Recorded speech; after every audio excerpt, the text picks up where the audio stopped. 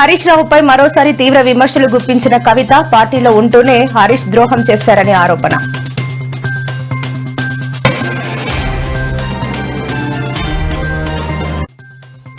రాహుల్ గాంధీతో రేవంత్ రెడ్డి భేటీ, జూబ్లీహిల్స్ కొత్త ఎమ్మెల్యే నవీన్ యాదవ్ హాజరు.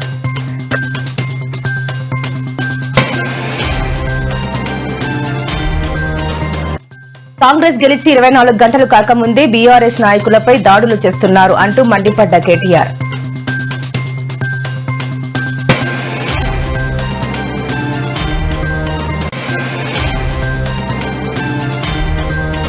వరల్డ్ ఎకనామిక్ ఫోరంతో ఏపీ ప్రభుత్వం కీలక ఒప్పందం, ఏఐ టెక్నాలజీతో విద్యుత్ పంపిణీ నష్టాలు తగ్గిస్తామన్న సీఎం చంద్రబాబు.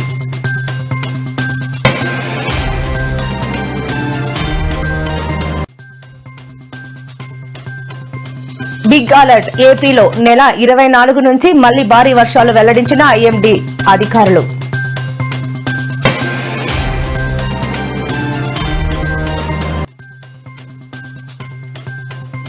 హిందూపురంలో రెచ్చిపోయిన టీడీపీ గూండాలు, కార్యాలయం అద్దాలు, ఫర్నిచర్, అక్కడే ఉన్న ఓ వాహనం ధ్వంసం చేసిన కూటమి గ్యాంగ్.